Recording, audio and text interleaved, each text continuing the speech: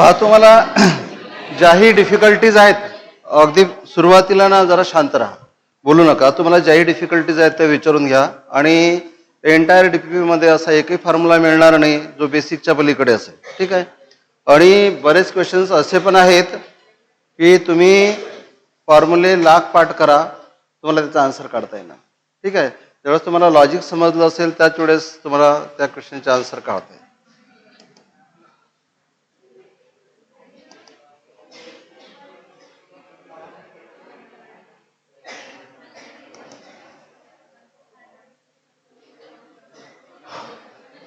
सांगा पहिल्या 5 मध्ये आपसात बोलणं बिलकुल बंद करा. शर्वरी लक्ष द्या आता इकडे.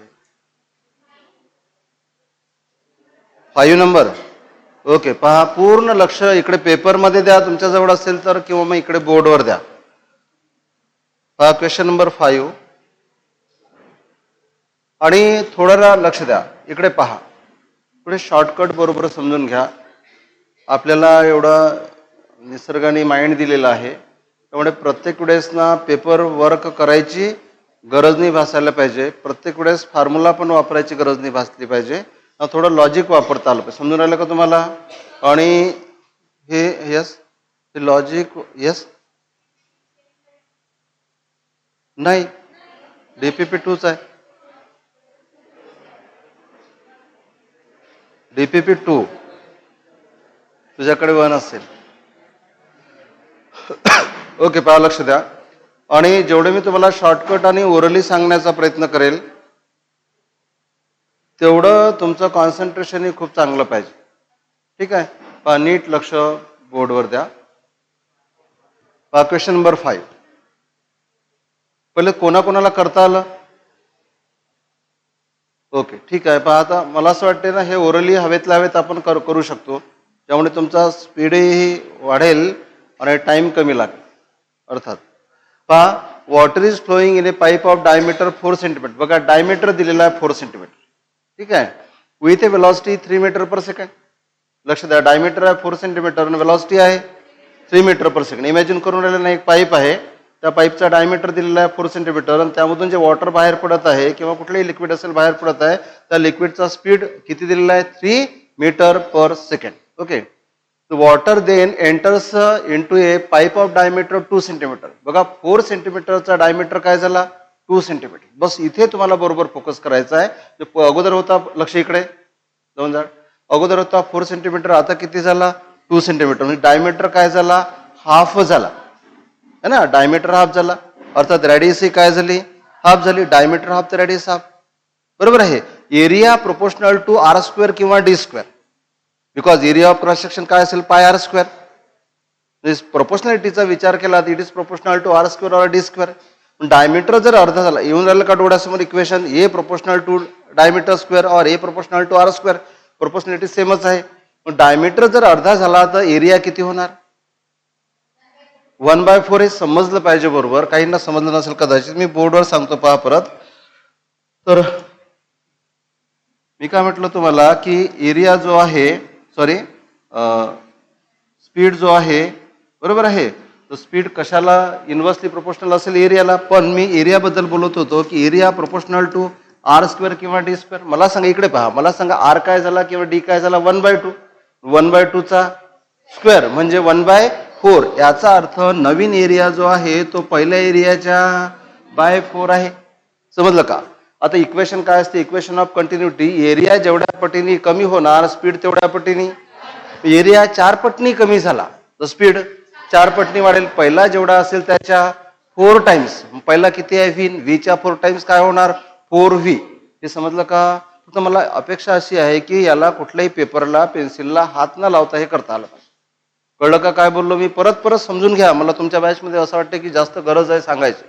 बघा एक पाईप आहे, त्यामधून फ्लुइड फ्लो होत आहे. बरोबर आहे. पहिला डायमीटर इकडे बोर्डवर लक्ष द्या. पहिला डायमीटर किती आहे? 4 सेंटीमीटर. नंतर तो रिड्यूस झाला, तो किती झाला? 2 सेंटीमीटर. मला काय म्हणायचं आहे? डायमीटर अर्धा झाला. डायमीटर अर्धा झाला म्हणजे रेडियस सुद्धा अर्धी झाली. रेडियस जर हाफ झाली तर तुम्हाला पटकन सांगता आलं पाहिजे एरिया किती झाला. So area proportional to R square. R जर 1/2 झाला तर 1/2चा काय करावं लागणार? स्क्वेअर. 1/2चा स्क्वेअर केला तर 1/4. So area becomes 1/4. आता आपण इक्वेशन ऑफ कंटिन्युटी काय लिहित असतो, एव्ही इक्वल टू कॉन्स्टंट। ए जेवढ्या पटीने कमी होणार व्ही तेवढ्या पटीने वाढेल। ए जर 4 पटीने कमी झाला तर व्ही 4 पटीने वाढेल। व्ही जर 4 पटीने वाढला तर व्ही पहिला व्ही जेवढा आहे त्याच्या 4 टाइम्स। आता पहिला व्ही किती आहे, 3 मीटर पर सेकंड, त्याच्या काय करा 4 टाइम्स, 3 × 4 12 मीटर पर सेकंड। आणि समजा जर तुम्ही असं नाही केलं तर हे कसं सोडवलेलं असेल पहा, रॅडियस वरून डायमीटर वरून काढली असेल रॅडियस। बघा आता किती लेंदी प्रोसिजर आहे, आणि बुक्समध्ये ना ह्याच प्रोसिजर तुम्हाला पहिल्यांदा पाहायला मिळतील। तर पहिली रॅडियस किती आहे 2 सेंटीमीटर, दुसरी रॅडियस किती आहे डायमीटर 2 सेंटीमीटर, तर रॅडियस किती झाली 1 सेंटीमीटर। पहिला स्पीड किती आहे 3 मीटर पर सेकंड, दुसऱ्या केस मधला स्पीड तुम्हाला विचारला है ना। पण आता काय काय करतील पुढे ते काय लिहितील, A1 V1 equal to A2 V2, बरोबर आहे। पण एला काय लिहिणार तुम्ही पाय स्क्वेअर, सोपा आहे R2 स्क्वेअर, इथे काय लिहिणार V2 इक्वल टू पाय R1 स्क्वेअर, इथे काय लिहिणार V1, पाय पाय काय होणार कॅन्सल, म्हणून V2 बरोबर काय लिहिता येणार इथे V1, इथे काय करणार R1, खाली काय लिहिणार R2, पूर्ण ब्रॅकेटचा करा स्क्वेअर। इथे V1 इक्वल टू V दिलेला आहे, R1 किती आहे 2, R2 किती आहे 1, त्याचाच करा स्क्वेअर, किती होणार 4, इट इज 4 टाइम्स। मला सांगा करणं योग्य आहे का? मग जर आपल्याला एवढं माइंड दिलं आहे निसर्गाने तर आपण हे फालतू वर्क कशाला करायचं, कळलं का? आणि असं जर तुम्ही करायला शिकाल तर तुमचं माइंडही चांगलं डेव्हलप होणार, तुम्हाला वरच्या वर कॅल्क्युलेशन्स करता येतील। समजलं आपण काय केलं, आपण काय केलं फोकस केलं की डायमीटर अगोदर जेवढा होता नंतरचा त्याच्या हाफ झाला, डायमीटर हाफ झाला म्हणजे रॅडियस सुद्धा हाफ झाली। नंतर आलो आपण एरियावर, जर रॅडियस हाफ झाली तर area proportional to R square, R जर हाफ झाला तर त्याचा काय करा स्क्वेअर, आरचा जर तुम्ही स्क्वेअर केला तो काय येणार 1/4, 1/2 हाफ झाला ना, हाफचा स्क्वेअर 1/4, याचा अर्थ नवीन एरिया पहिल्या एरियाच्या 1/4। एरिया जेवढ्या पटीने कमी होणार स्पीड तेवढ्या पटीने वाढेल। एरिया 4 पटीने कमी झाला तर स्पीड 4 पटीने वाढेल, 4 पटीने वाढेल म्हणजे पहिला जेवढा होता त्याला 4 ने मल्टिप्लाय करायचं, पहिला किती होता 3, 3 ला 4 ने मल्टिप्लाय करा, काय होणार 12। समजलं का?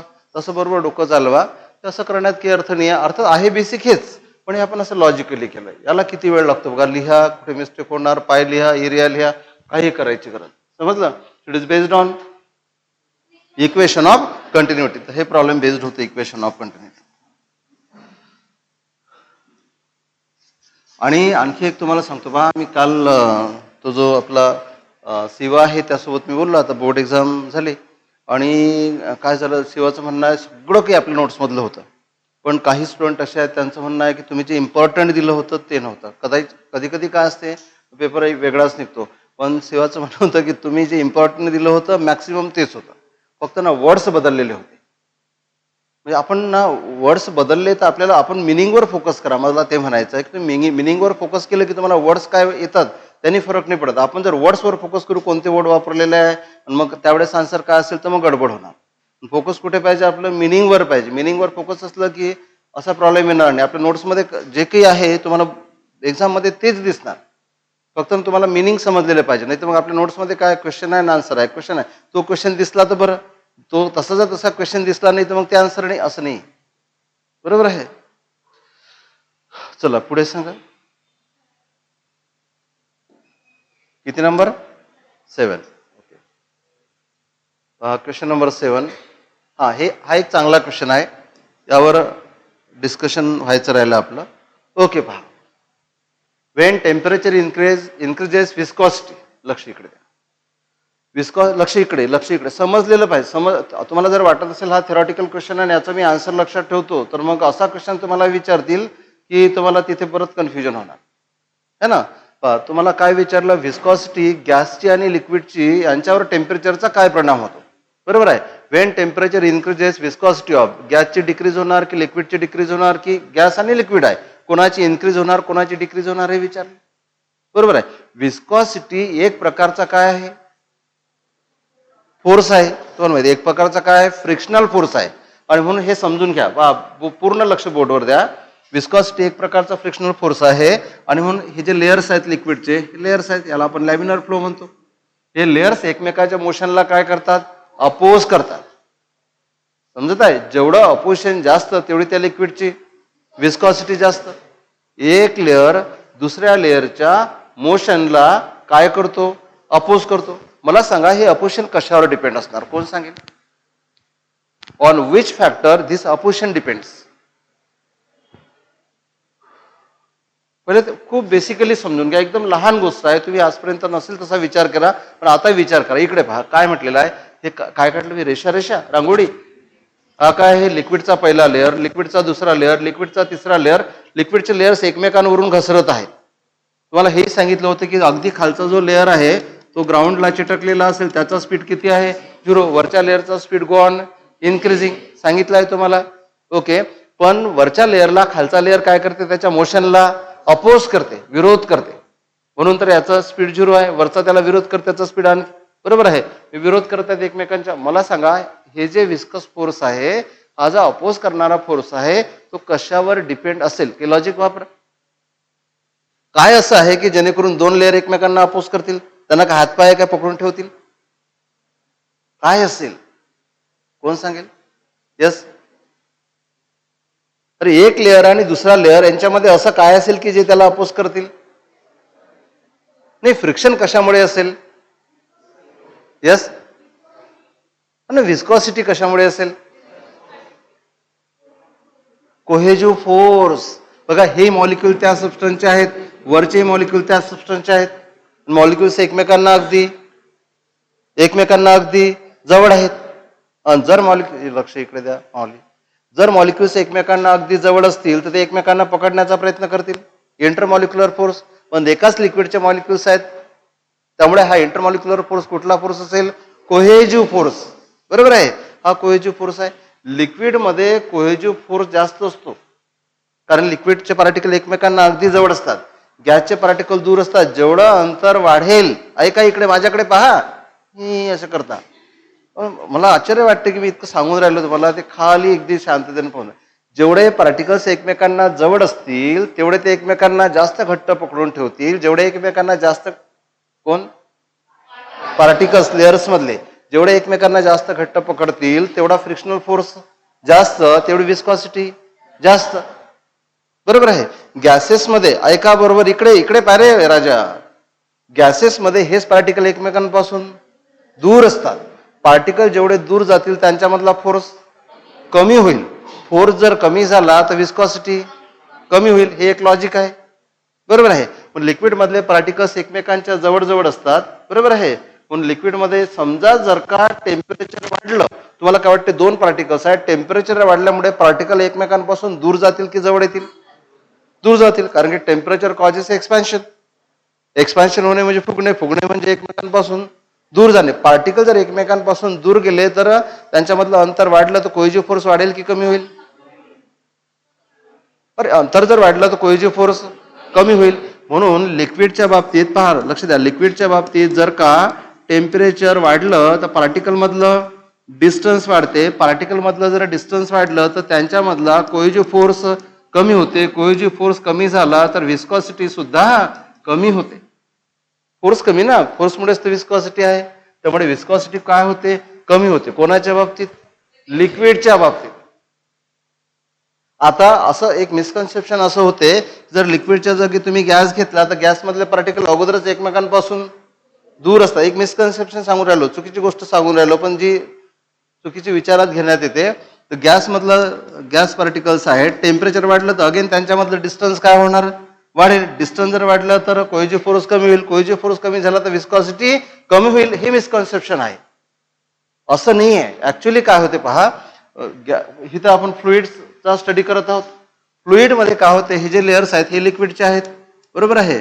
आणि असं विचार करा की हेच लेअर गॅसेस पार्टिकलचे आहेत. लक्ष द्या, आता हे लेअर्स एकमेकांवरून धावत आहेत. जर का टेम्परेचर वाढलं तर हे पार्टिकल व्हायब्रेट व्हायला लागतात. व्हायब्रेट जर व्हायला लागले तर एका लेअर मधले पार्टिकल दुसऱ्या लेअरमध्ये, दुसऱ्यामधले पहिल्या लेअरमध्ये जाण्याचा प्रयत्न करतात. त्यामुळे ते त्यांच्या एकमेकांच्या मोशनला अडथळा तयार करतात. अडथळा तयार झाला तर फ्रिक्शन, अडथळा असला तर फ्रिक्शन वाढेल की कमी होईल? वाढेल ना. काय होऊन राहिलं बघा, हा काय घेतला आपण? गॅस. इथे जर टेम्परेचर वाढलं तर हे जे गॅस पार्टिकल आहे ते सरळ रेषेमध्ये धावते, झिगझॅग धावतात. झिगझॅग धावल्यामुळे ते एकमेकांच्या मोशनला अपोज करतात. एका लेअर मधून दुसऱ्या लेअरमध्ये, खालच्या लेअरमधून वरच्या लेअरमधून, वरच्या लेअरमधून खालच्या लेअरमध्ये. तुम्ही सांगा, गाड्या सरळ रेषेमध्ये धावल्या तर अपोजिशन जास्त असेल की झिगझॅग धावल्या तर अपोजिशन जास्त असेल? झिगझॅग, हे पार्टिकल झिगझॅग होतात.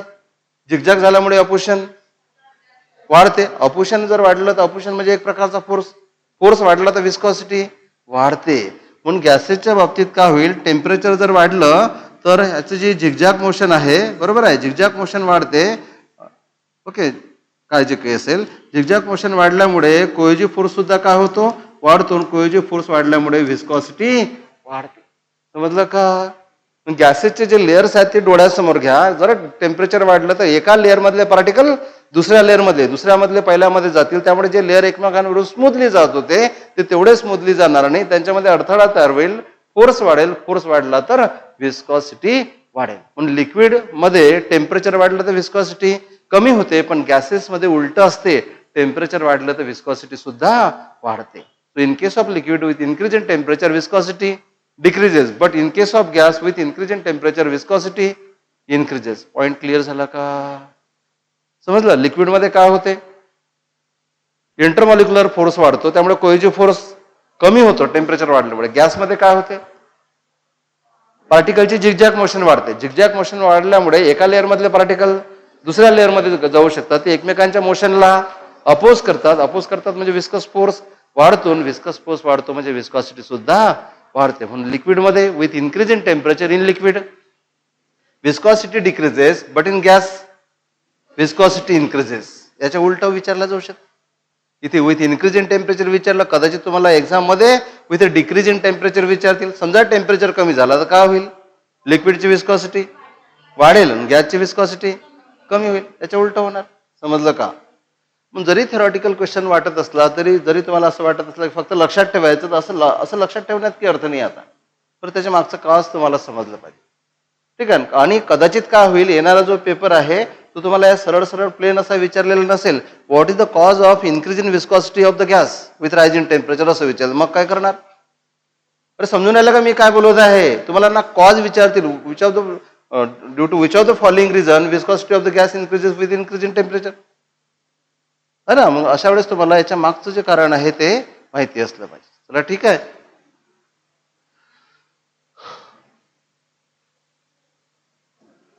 ओके, सांगा पुढे. सांगा, भरपूर मोठा पेपर आहे. 10 पर्यंत, 15 पर्यंत, 8 नंबर. हे त्याच तऱ्हेचं आहे. तुम्ही एक काम करा, आता याच्या मागचं कारण तुम्ही शोधा की व्हाय इट इज सो. याचा आन्सर काय आहे? बी. बरोबर आहे, बी आहे ना. येस, डी दिलेला. Okay, D, low density and low viscosity. तुम्ही काय करायचं, आपला क्वेश्चनवर आपण थोडंसं विचार करू, नंतर मी फक्त तुम्हाला कारण शोधायला सांगतो. बघा काय म्हटलेलं आहे, streamline flow is more lightly for the liquid. पहिले तर विचार करा कुठला फ्लो आहे, स्ट्रीमलाईन फ्लो. इकडे लक्ष द्या. स्ट्रीमलाईन फ्लो मध्ये काय व्हायला पाहिजे, एका लेअर मधले पार्टिकल दुसऱ्या लेअर मध्ये नाही जायला पाहिजे. बरोबर, प्रत्येक लेअर मधले पार्टिकल सरळ रेषेमध्ये धावत राहायला पाहिजे, तर तो फ्लो काय असणार, स्ट्रीमलाईन. तुम्हाला विचारलं की स्ट्रीमलाईन फ्लो जास्त पॉसिबिलिटी केव्हा आहे, जेव्हा विस्कॉसिटी आणि डेन्सिटी दोन्ही लो असतील, दोन्ही हाय असतील असं विचार. ओके, आणि काय म्हटलं इथे, low density and low viscosity. तुम्हाला काय वाटते, low density and low viscosity. पहिले थोडा विस्कॉसिटीवर तरी विचार करा. फ्लो कसा पाहिजे, स्ट्रीमलाईन.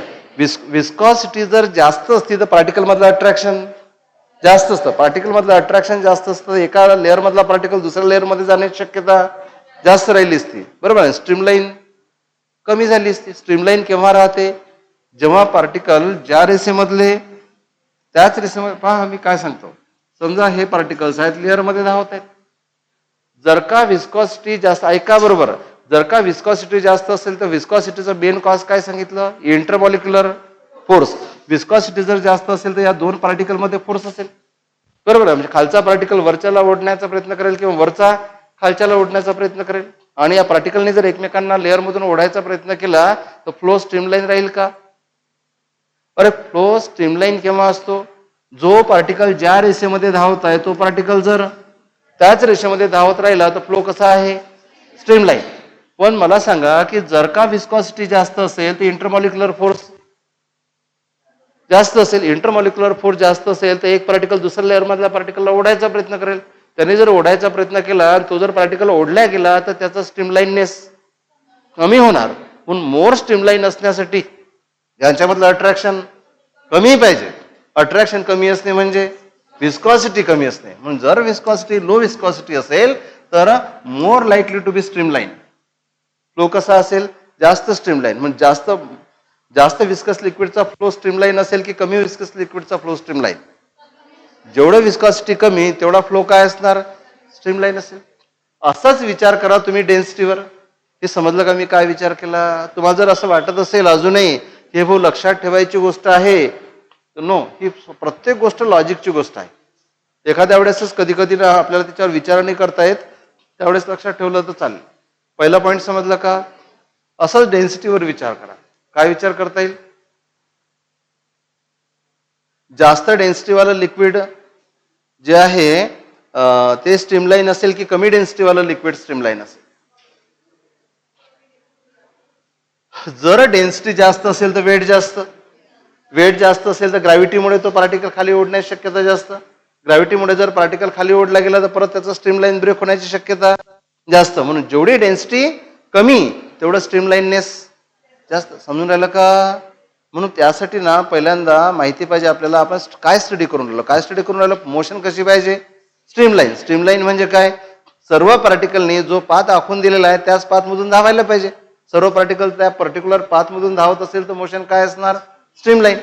बरोबर आहे. आणि स्ट्रीमलाईन असण्याचे चान्सेस जास्त केव्हा असतील किंवा मोर लाईकली टू बी स्ट्रीमलाईन केव्हा असेल? जेव्हा डेन्सिटी कमी असेल आणि विस्कॉसिटी पण कमी असेल तेव्हा स्ट्रीमलाईन होण्याचे चान्सेस जास्त राहतील किंवा the flow is set to be more streamline. आता हेच उलट विचारतील, लेस स्ट्रीमलाईन केव्हा असेल? जेव्हा विस्कॉसिटी जास्त असेल आणि डेन्सिटी जास्त असेल त्यावेळेस फ्लो काय असणार? लेस स्ट्रीमलाईन. स्ट्रीमलाईन असण्याची शक्यता कमी. आणि ज्यावेळेस डेन्सिटी कमी आणि विस्कॉसिटी कमी त्यावेळेस स्ट्रीमलाईन असण्याची शक्यता जास्त असेल. बरोबर आहे. एखाद्या ट्यूबमधून जर पेट्रोल फ्लो होत असेल तर ते जास्त स्ट्रीमलाईन राहणार. त्या पेट्रोलच्या ऐवजी जर तुम्ही इडिबल ऑइल टाकलं आणि ते जर फ्लो होत असेल तर इडिबल ऑइल विस्कस असते. बरोबर आहे ना? आणि त्याची स्ट्रीमलाईन असण्याची शक्यता काय होणार? कमी होईल. समजलं का? केवळ थेरॉटिकल लक्षात ठेवायचं अँगलनी नका घेऊ. त्यामध्ये ज्या कंडिशन्स आहेत बरोबर ज्यावरून त्याला आपल्याला एक्सप्लेन करतील त्यावर लक्ष. समजलं? बरं समजलं का? मोर स्ट्रीमलाईन फ्लो कोणत्या लिक्विडचा राहील? लो डेन्सिटी आणि लो विस्कॉसिटी. तर स्ट्रीमलाईन होण्याची शक्यता जास्त राहील अँड व्हाईस वर्सा. ठीक आहे. चला चांगले क्वेश्चन्स आहेत ते. तुम्ही इंटरेस्ट कसा घेता त्यावर डिपेंड आहे. चला 15 पर्यंत सांगा. आहे कोणाला काही प्रॉब्लेम? 15.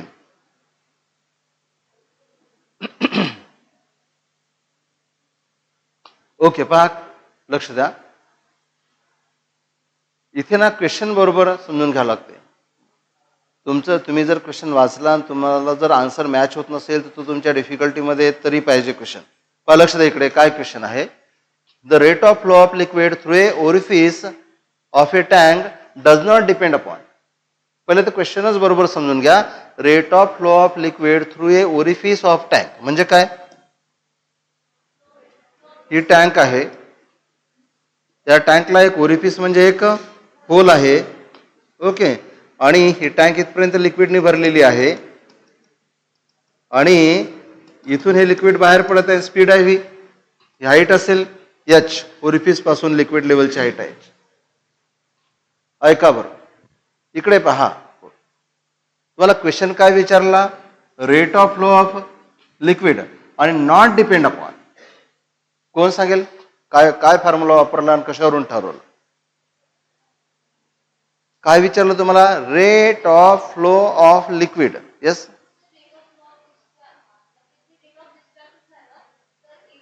हा रेट ऑफ डिस्चार्ज आहे. Rate of flow of liquid म्हणजे volume flowing per second, not velocity. याला तुम्ही वेलॉसिटी सोबत कन्फ्यूज नका हो. याला जर तुम्ही वेलॉसिटी घेतलं तर वेलॉसिटी काय असते? Under root twice h. पण हे झालं velocity of the particles. It is not rate of flow of liquid. Rate of flow of liquid म्हणजे liquid volume of the liquid flowing per second. एका सेकंदात किती व्हॉल्यूम फ्लो होत आहे. Volume flowing per second त्याला कधी क्यूनी दाखवतात, कधी व्हॉल्यूम अपॉन टाइमनी दाखवतात. Volume V for volume. आणि हे काय असते? A into V. So it is A into V काय अंडर रूट मध्ये ट्वाईस जी एच या फॅक्टरवर डिपेंड आहे. तुम्हाला नॉट डिपेंड विचारलं बघा. साईज ऑफ ओरिफिस, साईज म्हणजे हा एरिया बरोबर आहे. हा एरिया काय असणार पाय आर स्क्वेअर, हा एरिया एरियावर डिपेंड आहे. ओके, नंतर आपल्याला डज नॉट डिपेंड पाहिजे तर साईज याच्यावर डिपेंड आहे. ओके, नंतर हाईट ऑफ लिक्विड कॉलमवर डिपेंड आहे. ऍक्सलरेशन ड्यू टू ग्रॅव्हिटीवर डिपेंड आहे बरोबर आहे. मग काय असा फॅक्टर आहे ज्यावर डिपेंड नाही आहे? डेन्सिटी, फक्त डेन्सिटीवरच डिपेंड नाही आहे. बघा या इक्वेशन मध्ये कुठे डेन्सिटी आली? समजलं का? म्हणजे या इक्वेशन मध्ये या क्वेश्चन मध्ये तुम्हाला काय समजायला पाहिजे होतं? काय विचारलं? Rate of volume of the liquid flowing per second हे विचारलं. Volume of liquid flowing per second विचारलं. कळलं का तुम्हाला? आणि volume of liquid flowing per second काढायचं कसं? A into V, A V लक्षात ठेवा. Volume flowing per second A V, त्याला rate of flow of liquid किंवा रेट ऑफ डिस्चार्ज सुद्धा म्हणतात, रेट ऑफ आउटफ्लो सुद्धा म्हणतात. ठीक आहे. सो ए व्ही तुम्हाला विचारलं होतं. ए तुम्हाला डायरेक्ट, व्ही तुम्हाला डायरेक्टली माहिती आहे अंडर रूट मध्ये ट्वाईस एच. ए वर, जी वर, एच वर डिपेंड आहे. आणि कशावर डिपेंड नाही? डेन्सिटी ऑफ लिक्विडवर depend. So it is independent of density of the liquid, does not depend upon density of the liquid. Okay, समजलं? समजलं का? क्वेश्चन वाटतो थेरॉटिकल.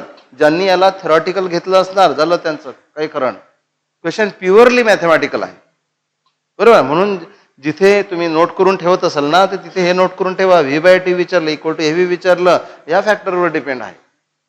अदर फॅक्टरवर डिपेंड नाही. नोट करायचं असते आपल्या पेपरमध्येच. पेपर नसेल तर क्वेश्चन नंबर आणि काय आपण काढलं ते नोट करून ठेवायचं.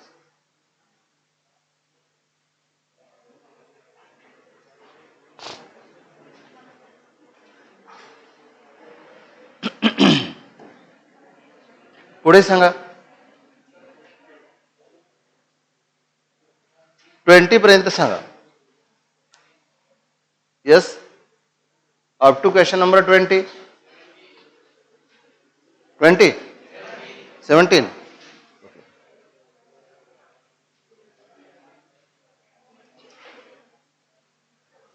ओके बा, क्वेश्चन नंबर 17. लक्ष द्या बोर्डवर. तुमच्या वर्गात अजून ना तुम्हाला फोकसच नाही आला. तुम्ही घरी कसे करत असाल रे? ज्यावेळेस तुम्ही अभ्यास करता तुमचं मन लागते अभ्यासात. मला नाही वाटत तुम्ही जास्त वेळ करता. तुम्ही 5 मिनिटं बसत असाल आणि डिस्ट्रॅक्ट होत असाल, 10 मिनिटं बसत असाल डिस्ट्रॅक्ट होत असाल. वर्गात जर तुमचं चित्त नाही लागू शकत तर घरी तर कठीणच गोष्ट आहे. पहा नीट लक्ष द्या. पाहता पहा काय म्हटलेलं आहे? Level of water in a tank is 5 metre high. डोळ्यासमोर घ्यायचं असते डायग्राम. एक टँक आहे आणि बॉटम पासून वॉटर लेवल किती उंचपर्यंत आहे? 5 मीटर पर्यंत आहे. A whole of area 10 centimetre square is made in the bottom of the tank. तर ही एक ही एक टँक आहे आणि इथपर्यंत एक लिक्विड आहे भरलेलं आणि या लिक्विडची हाईट तुम्हाला दिलेली आहे. किती आहे? 5 मीटर. आणि इथे काय तयार केलं? एक हे होल तयार केलं. इथे एक होल तयार केला बॉटमला बरोबर आहे. आणि त्या होलचा एरिया दिलेला आहे. किती आहे? 10 centimetre square. Area of the hole is 10 centimetre square बरोबर आहे. आणि काय विचारलं? Rate of leakage of water from the hole. Rate of leakage of water म्हणजे volume flowing per second. Volume flowing per second विचारलं. तसं युनिट वरून तर लक्षात येते यार. व्हॉल्यूम फ्लोईंग पर सेकंड म्हणजे व्हॉल्यूम अपॉन टाइम. व्हॉल्यूमचं युनिट काय असणार? Metre cube. आणि टाइमचं युनिट काय असणार? Second. Metre cube per second. आणि व्हॉल्यूम फ्लोईंग पर सेकंड आताच घेतलं आपण काय असते? A V. म्हणून व्हॉल्यूम फ्लोईंग पर सेकंड तुम्हाला जे विचारलेला क्यू नी दाखवतात बहुतेक टुडेस ए व्ही असते. आणि तुम्हाला एरिया ऑफ क्रॉस सेक्शन दिलेला आहे 10 सेंटीमीटर स्क्वेअर. पण सेंटीमीटर स्क्वेअरचे काय करावं लागतील? मीटर स्क्वेअर बरोबर आहे. सो ए तसाच लिहू आपण. व्ही काय असतो अंडर रूट मध्ये? ट्वाईस जी एच. समजलं? आता फक्त करायचे आहेत कॅल्क्युलेशन केअरफुली. ऐका बरोबर. ए किती आहे? 10 सेंटीमीटर स्क्वेअर. ओरली करता आलं पाहिजे. 10 सेंटी म्हणजे 10 पॉवर -2 त्याचा स्क्वेअर. सो 10 इंटू 10 पॉवर -2 चा स्क्वेअर -4. So 10 into 10 power -4. अरे भाऊ हे 10 आणि सेंटी म्हणजे 10 पॉवर -2 त्याचा स्क्वेअर 10 पॉवर -4 म्हणजे किती येणार? 10 पॉवर -3. म्हणजे ए लिहिलं तुम्ही 10 पॉवर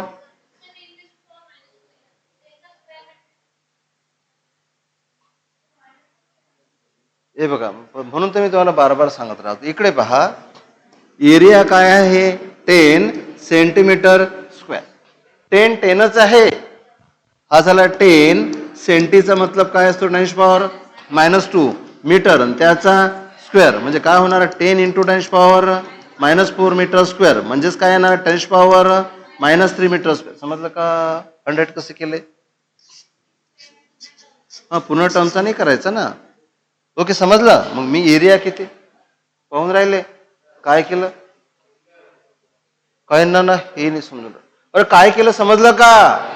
सेंटीमीटर स्क्वेअरचे मीटर स्क्वेअर केले. आता तुम्ही असं नका लक्षात ठेवू की सेंटीमीटर स्क्वेअरचे मीटर स्क्वेअर करताना 10⁻⁻4 ने मल्टिप्लाय करत असतात.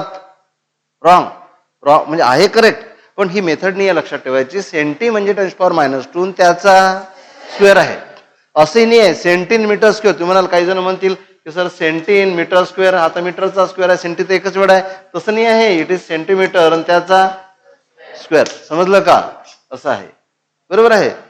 आणि अंडररूट मध्ये पहा, रूट मध्ये ट्वाइस जी किती घेतात अप्रॉक्सिमेटली 10, एच किती आहे 5, किती होतील 100. 100चं root 10, 10⁻³ into 10, 10⁻². So it is 10⁻² metre cube per second. Answer पहा 10⁻² मीटर क्यूब पर सेकंड.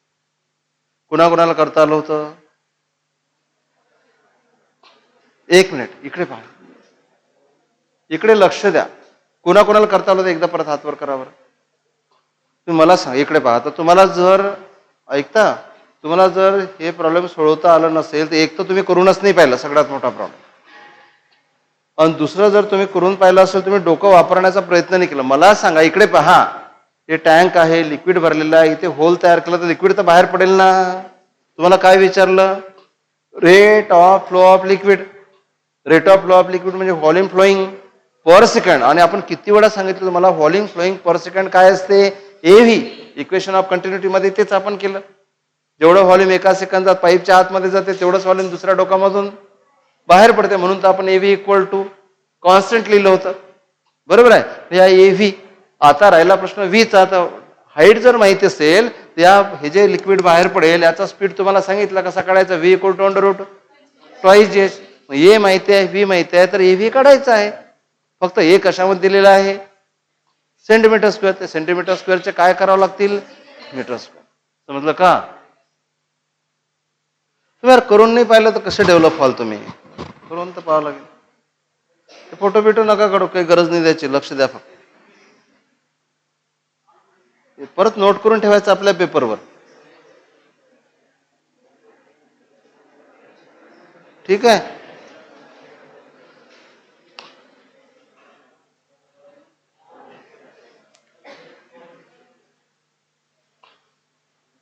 आणि तुम्ही लक्ष द्या इकडे. तुम्ही जर अशा तऱ्हेचं वर्क करत नसाल, समजतच नाही कोणाचं ऐकून राहिले तुम्ही. तुम्ही जर अशाच लेवलचं वर्क करत नसाल तर तुम्हाला ज्यावेळेस ऍडमिशन होतील ना, तर त्यावेळेस तुमच्या ते बोर्डमधले मार्क्स कामात नाही पडणार. तुम्ही लक्षात घ्या. अजूनही ज्यांना बीएससी जर सोडून दिलं तर बोर्डमध्ये 60% 70% इनफ आहेत. त्यापेक्षा जास्त आधी लागण्यात काही अर्थ नाही. तुम्हाला हे करता आलं पाहिजे. हे ज्यांना करता येते ना त्यांना ते बोर्ड ऑटोमॅटिक करता येते. याच्यामध्ये लॉजिक डेव्हलप होते. त्या बोर्डात लॉजिक नाही डेव्हलप होते. वाचणं लिहून काढणं 100 एवढा लिहिलं की ते लिहिताच येते. डोळे मिटून लिहिता येते. बरोबर आहे. काही दुसरं विचारलं की मग काही जमत नाही. म्हणून इथे तुम्हाला फोकस करावं लागेल. पण तुम्ही करून नाही राहिले घरी, मला असं वाटतंय. चला 18 पर्यंत इथे काही प्रॉब्लेम? 20 पर्यंत सांगा काही प्रॉब्लेम आहे का?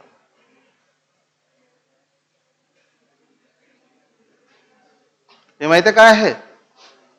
बर्नॉलीज थेरमच आहे. आणि इकडे पहा, बर्नॉलीज थेरम मध्ये पहिले आपण वापरू शकतो कायनेटिक एनर्जी, पोटेन्शियल एनर्जी आणि प्रेशर एनर्जी.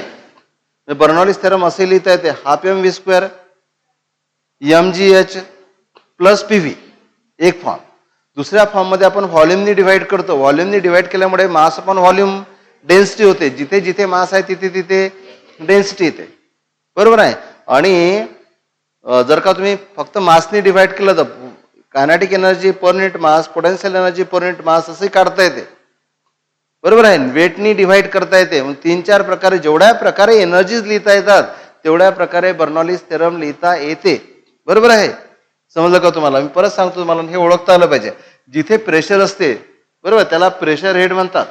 जिथे पोटेन्शियल एनर्जी असते त्याला पोटेन्शियल किंवा ग्रॅव्हिटेशनल हेड म्हणतात. जिथे कायनेटिक एनर्जी असते त्याला मोशन हेड किंवा कायनेटिक हेड किंवा व्हेलॉसिटी हेड म्हणतात. समजलं का? बरोबर आहे. पण बर्नॉलिस थेरम फक्त एकाच फॉर्म मध्ये नाही, ते वेगवेगळ्या फॉर्म मध्ये आहे. मी 3-4ही फॉर्म परत एकदा तुम्हाला मी बोर्डवर लिहून दाखवतो. इथेच लिहू आपण, थोडी स्पेस ऍडजस्ट करून. पहा, पहिली एनर्जी कोणती लिहिता येणार? कायनेटिक एनर्जी किंवा प्रेशर कोणती लिहा तुम्ही. तर कायनेटिक एनर्जी काय लिहिता येणार? Half M V square. Potential energy mgh plus pressure energy pv equal to constant. लक्ष द्या, जर तुम्हाला म्हटलं असेल half M V square kinetic energy आहे किंवा कायनेटिक हेड आहे, तुम्हाला म्हटलं पोटेन्शियल हेड किती ते mgh. तुम्हाला म्हटलं असेल की हाफ एम व्ही स्क्वेअर ही वेलॉसिटी हेड आहे आणि प्रेशर हेड किती असेल, तर प्रेशर हेड काय असणार? पीव्ही. पहिल्या टर्मला काय म्हणतात? वेलॉसिटी हेड किंवा मोशन हेड किंवा कायनेटिक हेड. दुसऱ्या टर्मला काय म्हणतात? ग्रॅव्हिटेशनल हेड किंवा पोटेन्शियल हेड, कारण की पोटेन्शियल एनर्जी आहे आणि त्याच्यामध्ये जी आहे म्हणजे ग्रॅव्हिटेशन आहे, ग्रॅव्हिटेशनमुळे असते म्हणून त्याला ग्रॅव्हिटेशनल हेड म्हणतात. याला काय म्हणतात? Pressure head. फक्त मला एक म्हणायचं आहे की जर का या टर्मला ग्रॅव्हिटेशनल हेड म्हटलं, तुम्हाला म्हटलं हे ग्रॅव्हिटेशनल हेड आहे, प्रेशर हेड किती असेल तर किती लिहावं लागणार? पीव्ही. याला जर तुम्हाला म्हटलं असेल की हे कायनेटिक हेड आहे, तुम्हाला म्हटलं पोटेन्शियल हेड किती आहे? mgh. तुम्हाला म्हटलं प्रेशर हेड किती आहे? पीव्ही. एका टर्मला जे म्हटलं असेल दुसरी टर्म त्याच नेचरवाली सांगायची, असं मला म्हणायचं आहे. ओके. तर फर्स्ट सेकंड मध्ये आपण काय केलं? व्हॉल्यूमने डिव्हाइड केलं. व्हॉल्यूमने डिव्हाइड केलं म्हणजे ही टर्म काय होणार? Half mass upon volume density. Mass upon volume density. Okay. So half rho V square plus rho G H plus P equal to constant. इथे जर का म्हटलं असेल की प्रेशर हेड पी आहे आणि पोटेन्शियल हेड सांगा रो जी एच. समजलं का? म्हटलं असेल की kinetic head half rho V square आहे आणि प्रेशर हेड सांगा, तर इथे जर kinetic head half M V square म्हटलं तर pressure head PV, kinetic head rho V square म्हटलं तर प्रेशर हेड पी. आता आणखी याला लिहिता येते ते असं की तुम्ही काय करा? mg ने डिव्हाइड करा. कशाने? mg. तर इथं आहेच, mg ने जर डिव्हाइड केलं तर इथे काय लिहिता येणार? हाफ mg ने डिव्हाइड करून राहिलो म्हणजे half M V square upon mg. M काय होणार? कॅन्सल. मग mg ने डिव्हाइड केलं इथे काय लिहिता येणार? व्ही स्क्वेअर अपॉन जी. इथे काय लिहिता येणार? एच. आणि इथे काय लिहिता येणार? PV upon mg equal to constant. परत हे व्हॉल्यूम आहे, हे मास आहे, मास अपॉन व्हॉल्यूम डेन्सिटी. हे व्हॉल्यूम याच्या खाली लिहिता येते मासच्या, आणि म्हणून ही जी नंतरवाली टर्म आहे याला काय लिहिता येते? Half V square upon G plus H equal to P upon plus P upon रोजिन इक्वल टू कॉन्स्टंट. जर का तुम्हाला म्हटलं असेल, ऐका, जर का तुम्हाला म्हटलं असेल ग्रॅव्हिटेशनल हेड एच आहे, प्रेशर हेड काढा पी बाय रोज. समजलं का? म्हणजे पहिल्या टर्मला काय म्हणतात? कायनेटिक हेड किंवा वेलॉसिटी हेड. दुसऱ्या टर्मला काय म्हणतात? पोटेन्शियल हेड किंवा ग्रॅव्हिटेशनल हेड. आणि तिसऱ्या टर्मला काय म्हणतात? Pressure head. आणि एक हेड तुम्हाला दिलं असेल तर दुसरं हेड सांगता आलं पाहिजे. पण समजा त्यांनी म्हटलं असेल की ग्रॅव्हिटेशनल हेड एच आहे, प्रेशर हेड काढा. मग प्रेशर हेड पीव्ही ने लिहिता येणार, प्रेशर हेड पी ने लिहिता येणार. प्रेशर हेड तुम्हाला काय लिहावं लागेल? पी अपॉन रोजी किंवा पीव्ही अपॉन mg. तेच ते आहे. समजलं का? म्हणजे एक टर्म ज्या नेचरची आहे दुसरी टर्म ऍड करताना त्याच नेचरची ऍड करा, असं मला म्हणायचं आहे. कळलं का? नाही तर मग एक टर्म इथली सांगितली, दुसरी टर्म इथली सांगून राहिली, तिसरी इथली सांगून राहिली तर रॉंग होणार. परत आता क्वेश्चन कडे पहा. कुठे आहे क्वेश्चन मध्ये? अकॉर्डिंग टू बर्नॉलिस इक्वेशन इथे काय दिलेलं आहे? Pressure head P upon rho g. इथे किती आहे? एच. इथे काय? Half rho V square by g. इथे पी आहे म्हणजे हे काय झाली टर्म? Pressure head. एच म्हणजे ग्रॅव्हिटेशनल किंवा पोटेन्शियल हेड आणि व्ही स्क्वेअर बाय जी म्हणजे कायनेटिक हेड किंवा व्हेलॉसिटी हेड. म्हणून पहिली term pressure head, potential head आणि व्हेलॉसिटी हेड. तर प्रेशर हेड, ग्रॅव्हिटेशनल हेड आणि व्हेलॉसिटी हेड. काय आन्सर राहणार? सी. उलट तिलट नाही चालणार, जसं इक्वेशन मध्ये दिलं असेल तसंच. पण हा क्वेश्चन झाला. मी तुम्हाला दुसरंच काहीतरी एक्सप्लेन करून सांगितलं. काय सांगितलं माहिती आहे का? हे जर कायनेटिक हेड असेल तर तुम्हाला विचारलं की व्हेलॉसिटी हेड किती, तर हे लिहावं लागेल. हे जर सॉरी हे जर पोटेन्शियल हेड असेल तर हे काय असणार व्हेलॉसिटी हेड आणि हे काय असणार प्रेशर हेड. तुम्हाला म्हटलं असेल की this is the pressure head, what is potential head, तर एच लिहावं लागलं. समजून राहिलं का मला काय म्हणायचं आहे? एक टर्म जर तुम्हाला दिली असेल तर दुसरी टर्म त्याच नेचरची सांगायची. फक्त व्हेलॉसिटी असेल त्याला कायनेटिक किंवा व्हेलॉसिटी हेड म्हणायचं. एमजीएच वाली त्यापासून मिळाली असेल त्याला पोटेन्शियल किंवा ग्रॅव्हिटेशनल हेड म्हणायचं आणि प्रेशर वाली असेल तर त्याला प्रेशर हेड म्हणायचं. समजलं का? अरे कळलं का? ओके. एक क्वेश्चनचं डिस्कशन म्हणजे एकच क्वेश्चन असं बिलकुल नाही आहे. चला या अँगलने हा खूप चांगला क्वेश्चन होता. पुढे सांगा. ओके 21.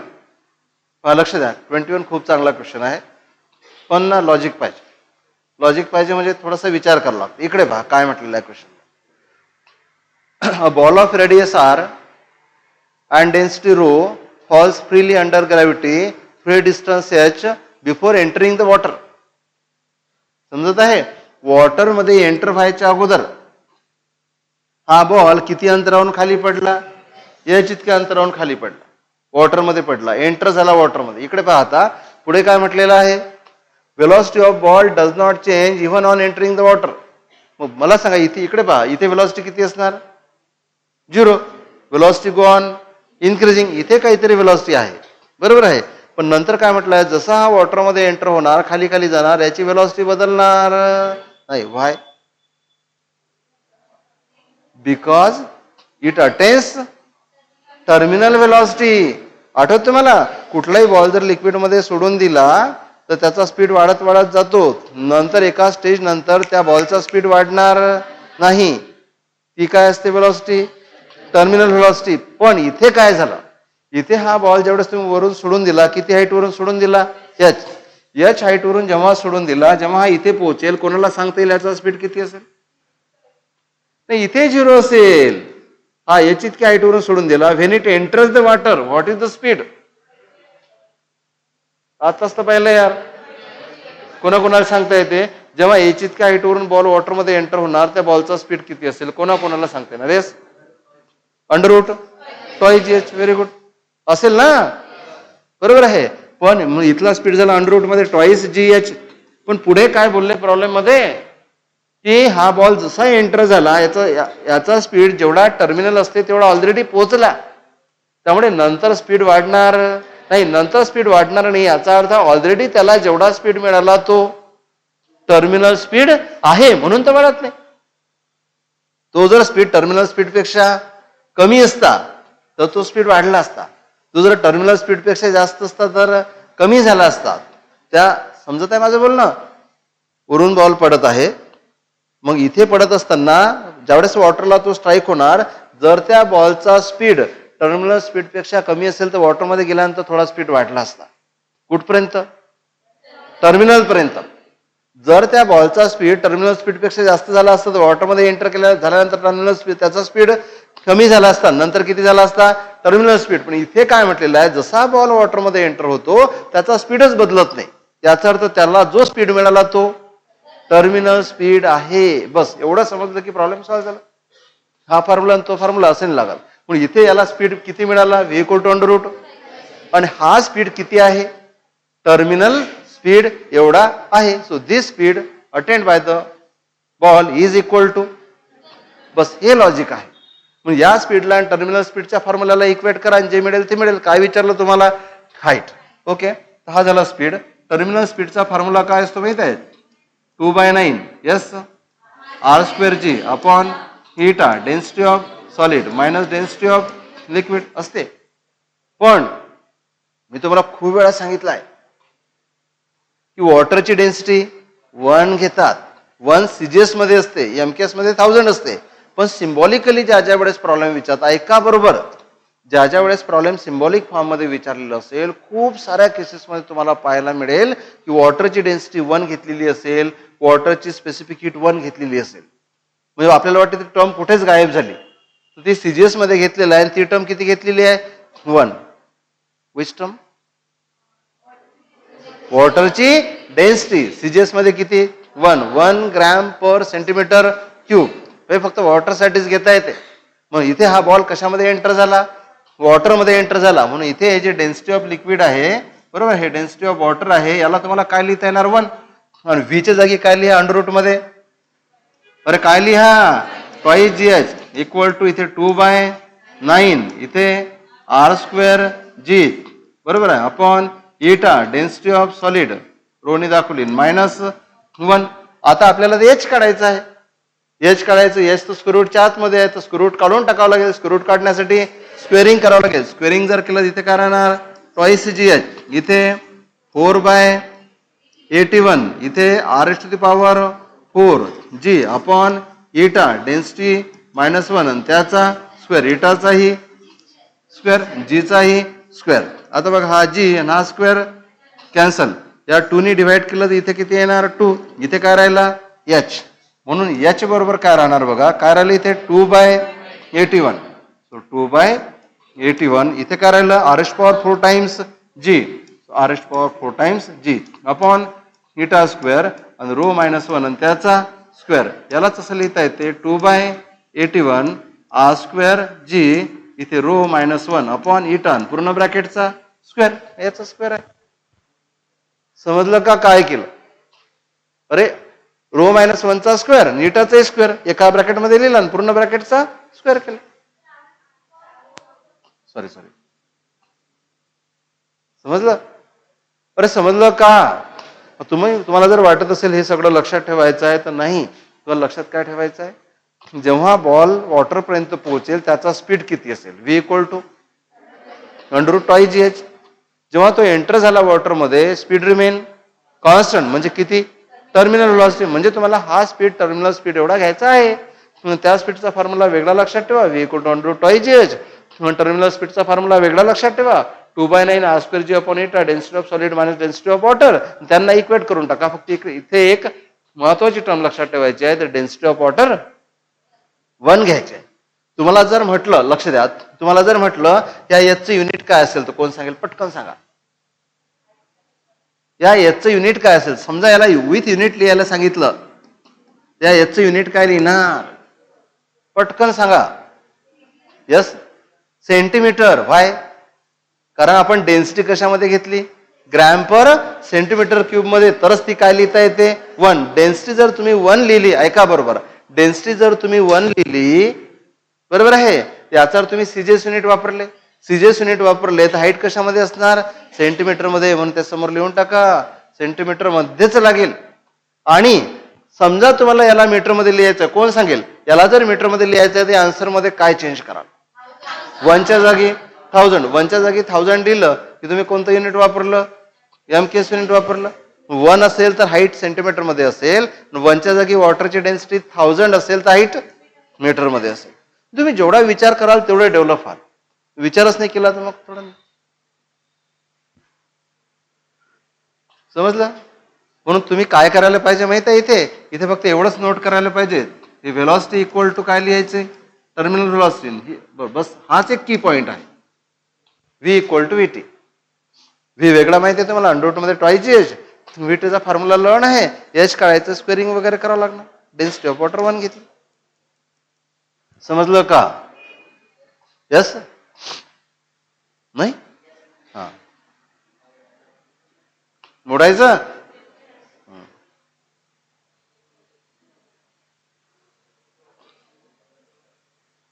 सांगा पुढे 25 पर्यंत. तुमच्या चेहऱ्यावरचे हावभाव असं सांगतात आम्ही काही केले नाही, तुम्ही सांगाल ते आम्ही ऐकतो, झालं. एक मात्र तुम्हाला सांगून ठेवतो, मी किती सांगितलं तुमचा हो रिझल्ट येणार नाही, तुम्ही जोपर्यंत स्वतःहून करणार नाही. काहींची मेंटॅलिटी असते, ते म्हणतात की बाकी विद्यार्थी डिफिकल्टीज विचारतात त्यावेळेस आमच्या डिफिकल्टीज सॉल्व्ह होतात. असे ज्यांचे स्टेटमेंट माझ्यापर्यंत पोहोचले, ज्यांच्या मनात असतील, समजून चाला,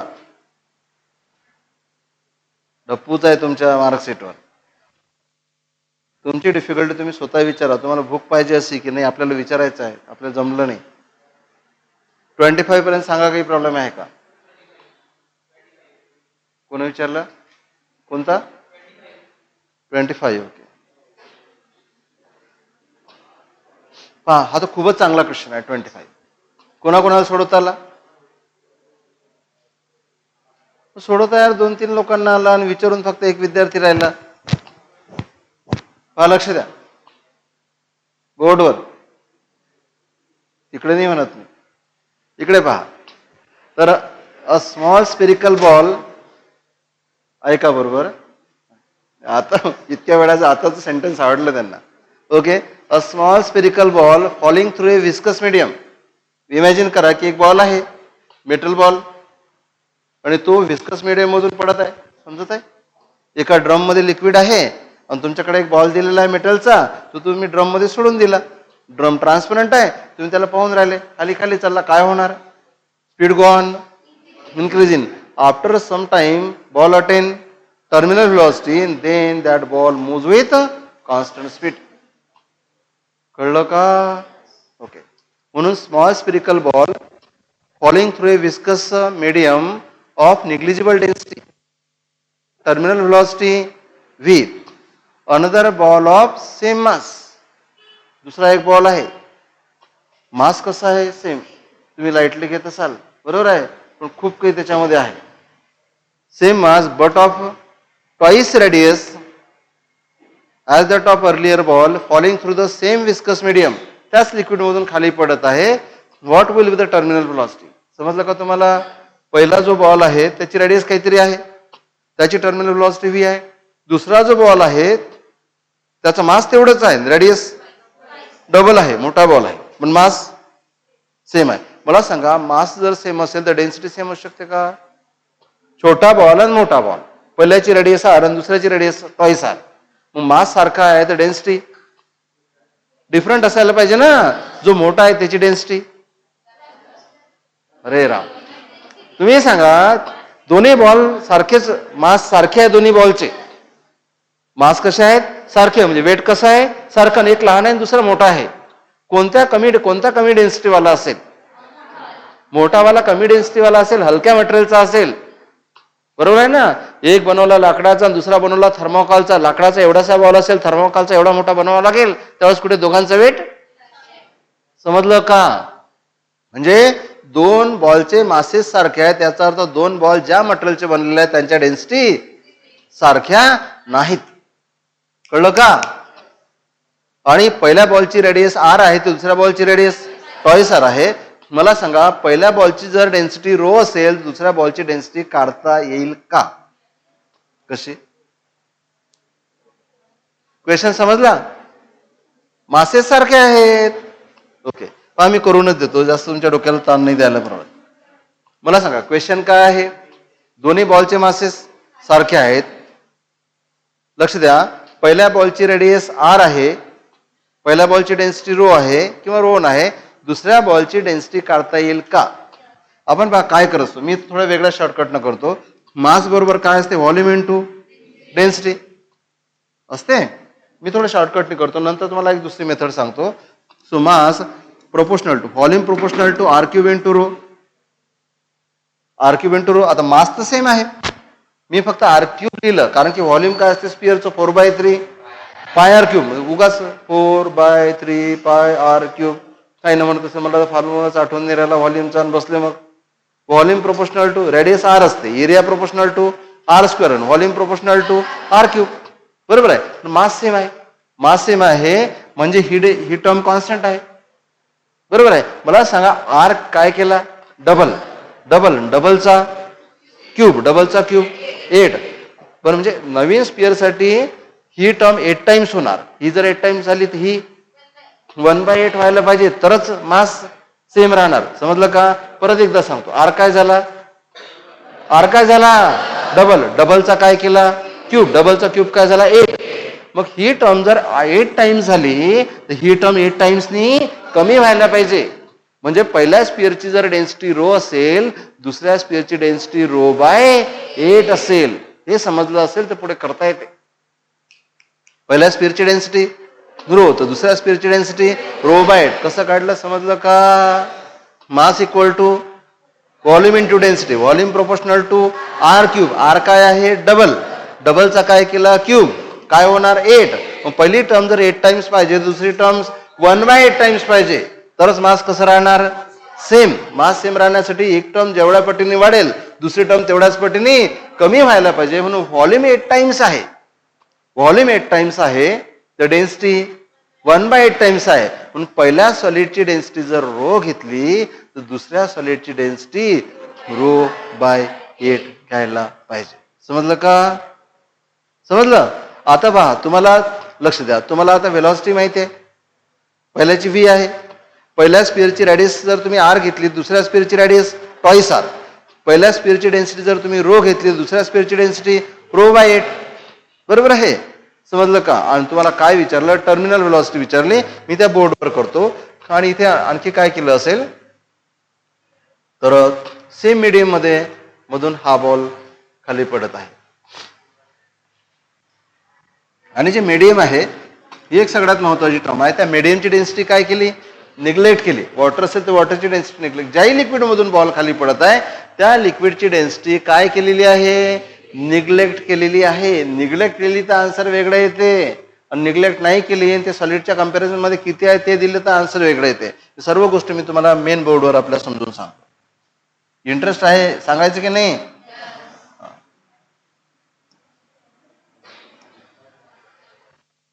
पहा, लक्ष द्या.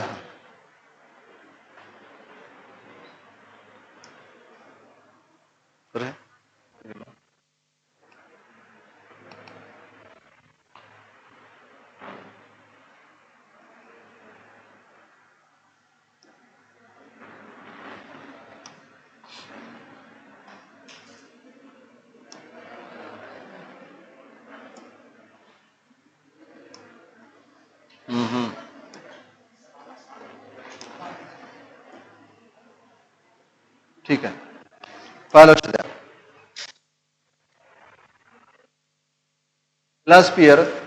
पहिल्या स्पिअरची रेडियस r1 बरोबर किती घ्या? r घ्या. विजिबल आहे? पहिल्या स्पिअरची रेडियस किती घेतली आपण? r1 = r. ओके. आणि पहिल्या स्पिअरची डेन्सिटी ρ1 = काय घेतली? रो. दुसरा जो स्पिअर आहे त्याची डेन्सिटी r2 बरोबर काय घेणार? किती घेतली? Twice r. आणि ρ2 बरोबर काय घेणार? ρ/8. समजलं का? त्याचं कारण जर तुम्हाला लागत असेल तर मास इक्वल टू किंवा मास प्रोपोर्शनल टू काय असणार? Volume into density. So mass proportional to volume proportional to r³ into rho. r काय झाला? डबल याचा क्यूब आहे. बरोबर आहे? हा रो डॅश. तर इथे m बरोबर काय होणार? 8 टाइम्स रो डॅश. बरोबर आहे? म्हणून रो डॅश बरोबर किती येणार? ρ/8. समजलं? आणि जे लिक्विड आहे त्या लिक्विडची डेन्सिटी काय केलेली आहे? डेन्सिटी ऑफ लिक्विड निग्लेक्ट केलेली आहे. निग्लेक्ट केली म्हणजे काय घ्या? 0 घ्या. आणि विचारलं काय? Terminal velocity. पहिल्या स्पिअरची टर्मिनल व्हेलॉसिटी v1 बरोबर किती आहे? क्वीन. दुसऱ्या स्पिअरची टर्मिनल व्हेलॉसिटी विचारली. हा झाला क्वेश्चन. पहिल्या स्पिअरची रेडियस r, दुसऱ्या स्पिअरची रेडियस ट्वाईस r. हे आपण काढलं. पहिल्या स्पिअरची डेन्सिटी रो. पहा कसं काढलं. रेडियस जर डबल झाली तर व्हॉल्यूम 8 टाइम्स होणार. व्हॉल्यूम जेवढ्या पटीने वाढेल डेन्सिटी तेवढ्या पटीने कमी होणार. समजून राहिलं का? Volume proportional to r³. Radius काय झाली? डबल. व्हॉल्यूम त्याचा काय करायचा? क्यूब. 2 चा क्यूब 8. व्हॉल्यूम जेवढ्या पटीने वाढेल डेन्सिटी तेवढ्या पटीने कमी होणार. ओरली जमून राहिलं का? रेडियस काय केली? व्हॉल्यूम काय होणार? व्हॉल्यूम जेवढ्या पटीने वाढेल डेन्सिटी तेवढ्या पटीने कमी होणार. व्हॉल्यूम झालं 8 टाइम्स तर डेन्सिटी काय होणार? ρ/8 1/8 टाइम्स. म्हणून आपण पहिल्या केसमध्ये डेन्सिटी रो लिहिली, दुसऱ्या केसमध्ये डेन्सिटी काय लिहिली आपण? ρ/8 लिहिली. पहिली व्हेलॉसिटी v आहे आणि दुसरी व्हेलॉसिटी तुम्हाला विचारली. आणि लिक्विडची जी डेन्सिटी आहे किंवा बियॉन्सी जी आहे त्याला निग्लेक्ट केलं. लिक्विडच्या डेन्सिटीला निग्लेक्ट करणे म्हणजे बियॉन्सीला निग्लेक्ट करणे. बरोबर आहे? कारण की बियॉन्सी किंवा बियॉन्ड फोर्स किंवा अपथ्रस्ट काय असतो? v density of liquid into g. तर कधी कधी असं म्हटलेलं असेल की डेन्सिटी ऑफ लिक्विड निग्लेक्ट केली, कधी कधी म्हटलं असेल की बियॉन्सी निग्लेक्ट केली. बियॉन्सी निग्लेक्ट केली तरी सुद्धा काय निग्लेक्ट केलं तुम्ही? लिक्विडची डेन्सिटीच निग्लेक्ट केली. नाही तर मग असा एखादा क्वेश्चन येणार तिथे लिक्विडची डेन्सिटी निग्लेक्ट केलेलं नसेल आणि तिथे म्हटलं असेल बियॉन्सी इज निग्लेक्टेड. बियॉन्सी निग्लेक्ट केली म्हणजे बियॉन्सी काय असते? अपथ्रस्ट. अपथ्रस्ट काय असतो? v density of liquid into g. Volume तर निग्लेक्ट नाही करता येत ना, g निग्लेक्ट नाही करता येत म्हणजे डेन्सिटी ऑफ लिक्विडच काय केली असणार? निग्लेक्ट. समजलं? जेव्हा बियॉन्सी निग्लेक्ट केली. आता बघा टर्मिनल व्हेलॉसिटीचा फॉर्म्युला काय असतो? 2/9 r² g अपॉन हीट आणि density of liquid sorry density of solid minus density of liquid. आता पहा लक्षात डेन्सिटी ऑफ लिक्विड 0 घेतली. कॉन्स्टंट फॅक्टर सोडून द्या. सो टर्म 2/9 कॉन्स्टंट आहे. सेम लिक्विड आहे तर विस्कॉसिटी सुद्धा सेम राहणार आहे. जिथं सेम असतोच असतो. So this terminal velocity is directly proportional to R square into density of the solid. मतलब का आर स्क्वेअर इंटू आता terminal velocity of second upon terminal velocity of first equal to R of second upon R of first त्याचा square density of second बरोबर आहे. Density of second substance upon density of first sphere आणि त्या कसं करावं लागेल. Okay आता पाहायला काय करतो